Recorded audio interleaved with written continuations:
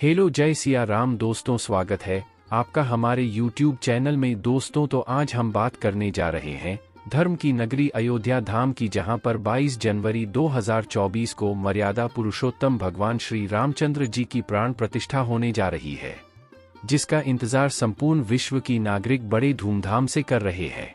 भगवान श्री रामचंद्र जी की जन्मभूमि अयोध्या धाम को धर्म की नगरी क्यों कहा जाता है, और भगवान श्री राम की प्राण प्रतिष्ठा होने से पहले वहां पर अचानक नागों का हुआ आगमन, श्री राम की प्राण प्रतिष्ठा से पहले वहां पर कैसे पहुंचे नाग, यह कोई चमत्कार है, यह साक्षात्कार भगवान प्रभु श्री रामचंद्र जी की लीला है। दोस्तों आज हम इस वीडियो में जानेंगे कि नागों का और प्रभु श्री रामचंद्र जी का क्या संबंध है, और राम की जन्मभूमि पर किस संबंध से आए हैं, और भगवान राम की जन्मभूमि अयोध्या में क्या हुआ जब अचानक अयोध्या पहुंच सैकड़ों नागों का झुंड। इनका संबंध नागलोक से बताया जा रहा है। आखिर राम मंदिर प्राण प्रतिष्ठा से पहले अचानक इतने सारे चमत्कार क्यों हो रहे हैं। सबसे पहले गिद्धों का झुंड राम मंदिर के आसपास दिखाई दिया, जिसे जटायु के वंशज कहा जा रहा है। लोग इनकी पूजा कर रहे हैं। इसके बाद कुछ भालू अयोध्या में अचानक से देखे गए, जो कि जामवंत का प्रतीक है। लेकिन अब एक ऐसा चमत्कार देखने को मिल रहा है जो अयोध्या के और पूरे देश के सभी लोग खुश हो रहे हैं। आज की आर्टिकल में बहुत बड़े रहस्य से पर्दा उठने वाला है।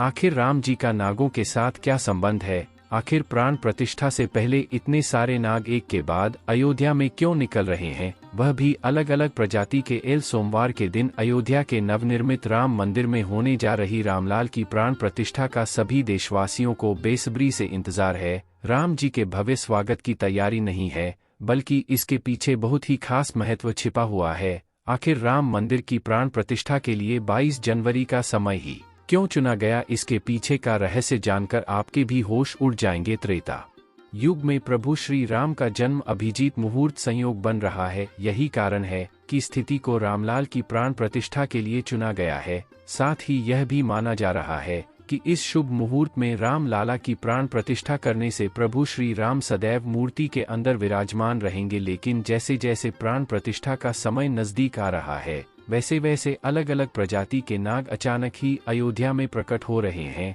जो कि अयोध्या वासियों के लिए बहुत बड़ी खबर है। लेकिन गिद्धों का और भालू का संबंध तो प्रभु श्री राम से बताया जाता है। उन्होंने रामायण में उनकी सहायता भी की थी। लेकिन इन नागों का श्री राम के साथ क्या संबंध है, आप सभी को इस आर्टिकल में बताने वाले हैं। इनमें पर्दा उठने वाला है। चौंकाने वाली यह है कि इनमें दो प्रजाति के नाग अलग अलग क्षेत्र में बार बार निकल रहे हैं, जिनका संबंध वस्तु की और तक्षक नाग के साथ जोड़ा जा रहा है। ऐसा कहा जाता है प्रभु श्री राम के भाई लक्ष्मण साक्षात अनंत शेषनाग का रूप है, और वस्तु की नाग तक्षक ना आधा और शेषनाग तीनों ही आपस में भाई निवास करते हैं, और शेष नागनाथ बैकुंठ में भगवान विष्णु की सेवा करते हैं। तो अंदाज लगाया जा रहा है कि जब प्रभु श्री राम अपने भाई लक्ष्मण और माता सीता के साथ अयोध्या धाम पहुंच रहे हैं। सनातन धर्म में भगवान श्री राम सबसे आराध्या देवी देवताओं में से एक हैं।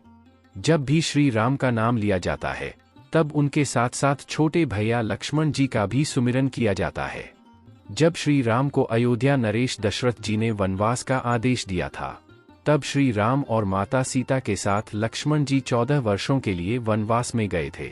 वनगमन के दौरान लक्ष्मण जी श्री राम की परछाई की भांति साथ थे। कथा के अनुसार जब लंकापति रावण ने माता सीता का हरण किया था, उस दौरान भी युद्ध के दौरान लक्ष्मण जी की चर्चा मुख्य रूप से की जाती है। इन्होंने ही रावण के पुत्र मेघनाद का वध किया था।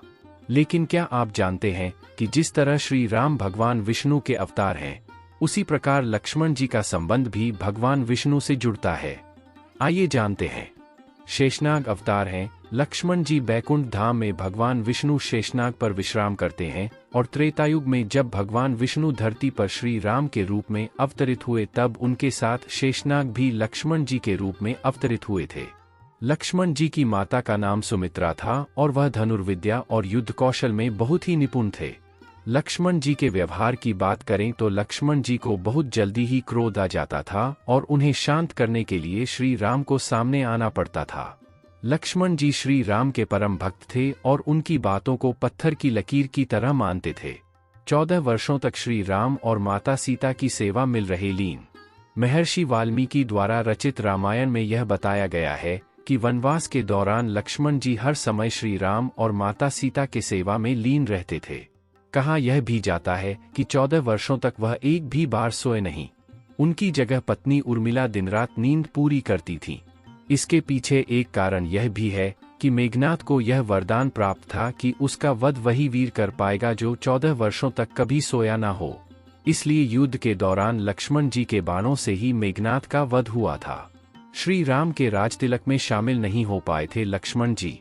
रामायण कथा में यह वर्णित है कि 14 वर्षों के वनवास शुरू होने से पहले लक्ष्मण जी ने निद्रा देवी को खुद से दूर रहने की प्रार्थना की थी। तब निद्रा ने यह शर्त रखी कि जिस समय वह अयोध्या लौटेंगे और उनकी पत्नी उर्मिला की नींद खुलेगी, वह उसी समय सोने चले जाएंगे। इसी शर्त को याद रखते हुए श्री राम के राजतिलक के समय लक्ष्मण जी नींद ले रहे थे और राजतिलक में शामिल नहीं हो पाए थे। उनकी जगह पत्नी उर्मिला उपस्थित हुई थी।